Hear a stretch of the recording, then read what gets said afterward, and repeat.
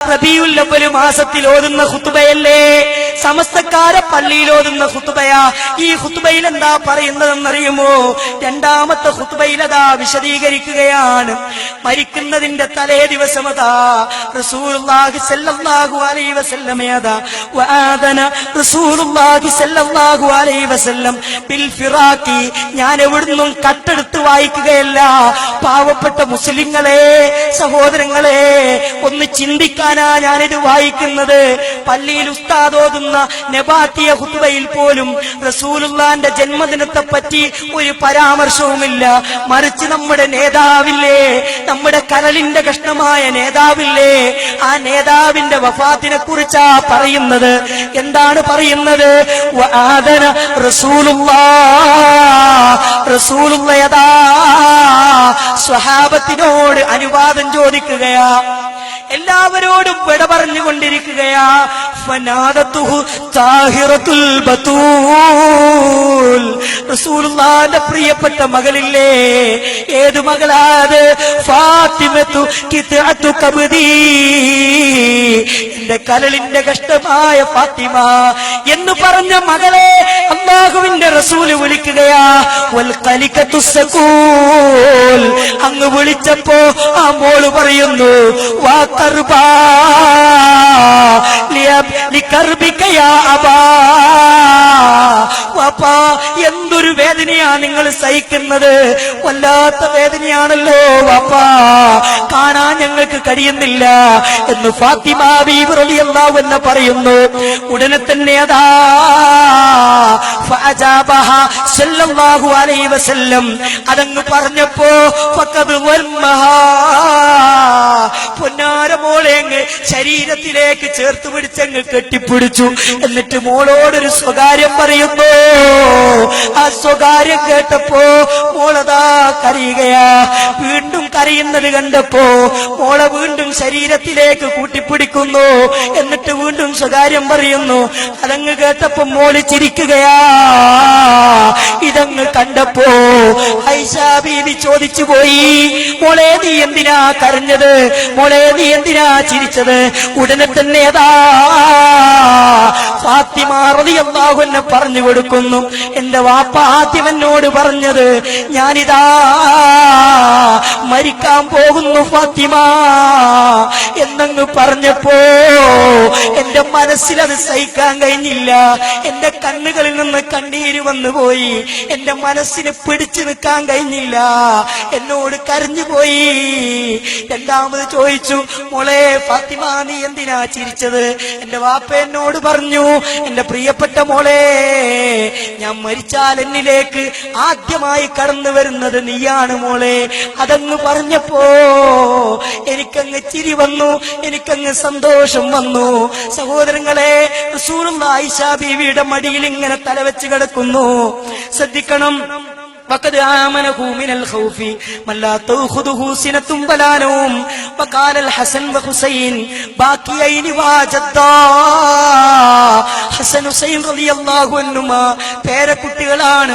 റസൂലുള്ളാഹിന്റെ ഇരു കൈകളിലും വളർന്ന കുട്ടികളാണ്. റസൂലുള്ളാഹിന്റെ അടുക്കലേക്ക് ചെന്നിട്ട്, വല്ലിപ്പാ വല്ലിപ്പാ, എന്തൊരു വേദനയാ നിങ്ങൾ സഹിക്കുന്നത് എന്ന് വല്ലിപ്പാനെ കെട്ടിപ്പിടിച്ചവര് കരയുകയാണ്. അവിടെ വെച്ചിട്ടതാ റസൂലുള്ള രണ്ടുപേരെയും ചുംബിക്കുന്നു.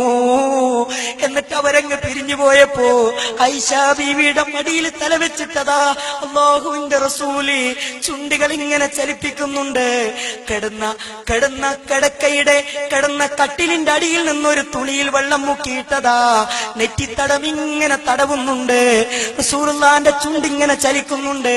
അല്ലാഹുവിന്റെ റസൂൽ ഇങ്ങനെ പറയുന്നു, മഅല്ലദീന അൻഅംത അലൈഹിം മിനൻ നബിയ്യീന വസ്സിദ്ദീഖീന വശുഹദാഇ വസ്സാലിഹീൻ വഹസുന ഉലൈക റഫീഖാ എന്ന ആയത്ത് ഇങ്ങനെ ഓതുന്നു. എന്നിട്ട് പറയുന്നു, മടിയിൽ കടന്നിട്ടാ പറയുന്നത്, ആയിഷാ ഇന്ന ഇന്നലിൽ മൗതി സക്കറാ. ആയിഷ, മരണത്തിനെന്തൊരു വേദനയാ ആയിഷ, സഹിക്കുന്നില്ല ആയിഷ. നമ്മുടെ പൊന്നി നേതാവ് കരഞ്ഞ മാസമല്ലേ ഈ റബീഉൽ അവ്വൽ, മരണത്തിന്റെ കിടക്കയിൽ കിടന്ന് കരയുകയല്ലേ ആയിഷ, ഈ വേദന സഹിക്കുന്നില്ല ആയിഷ. അന്ന് ഹന്തക്കിൽ വെച്ച് തന്ന അതേപോലെ വിഷം പുരട്ടിയ മാംസത്തിന്റെ പ്രയാസങ്ങൾ ഞാൻ ഇപ്പോഴും അനുഭവിക്കുന്നു ആയിഷ. റസൂലുള്ള അവസാനം പറയാണ്, ആയിഷ ഇന്നലിൽ മൗതി സക്കറാത്ത്. ആയിഷ, മരണത്തിനെന്തൊരു വേദനയാ ആയിഷ. ലാ ഇലാഹ ഇല്ലല്ലാഹ് അല്ലാഹുമ്മ ഗ്ഫിർലി വർഹംനി വഅൽഹിഖ്നി ബിർറഫീഖിൽ അലാ ബിർറഫീഖിൽ അലാ ബിർറഫീഖിൽ അലാ. അതങ്ങ് പറയലും കണ്ണുകൾ രണ്ടും അങ്ങ് ചിമ്മിപ്പോയി, പിന്നെ ചുണ്ടുകൾ ചലിക്കുന്നില്ല. ആയിഷ ബീവി പറഞ്ഞു, ഇന്നാ ലില്ലാഹി വ ഇന്നാ ഇലൈഹി റാജിഊൻ. നേരെ പുറത്തു ചെന്നിട്ട് സഹാബത്തിനെ വിളിച്ചിട്ട് പറഞ്ഞു, സഹാബത്തേ, നമ്മുടെ നേതാവ് വഫാത്തായി സഹാബത്തെ. അതാ സഹാബത്ത് എല്ലാവരും കരയുകയാണ്. ഉസ്മാൻ റളിയല്ലാഹു അൻഹു ബോധം കെട്ട് വീണുപോയി. സഹോദരങ്ങളെ, നമുക്ക് സങ്കടമല്ലേ നമ്മുടെ നേതാവ് മരിച്ച ഈ മാസത്തിൽ? നേതാവ് വഫാത്തായതിന്റെ പേരിൽ നമ്മൾ സങ്കടപ്പെടുന്നവരല്ലേ? കാരണം എന്താ? അല്ലാഹുവിന്റെ റസൂലിന്റെ വഫാത്തിലൂടെ ലോകത്തിന് നഷ്ടപ്പെട്ടത് ഇനിയൊരു പ്രവാചകൻ ഇവിടെ വരാനില്ല, ഇനി ഇങ്ങോട്ട് വഹയില്ല, ഇനിയൊരു വേദഗ്രന്ഥമില്ല.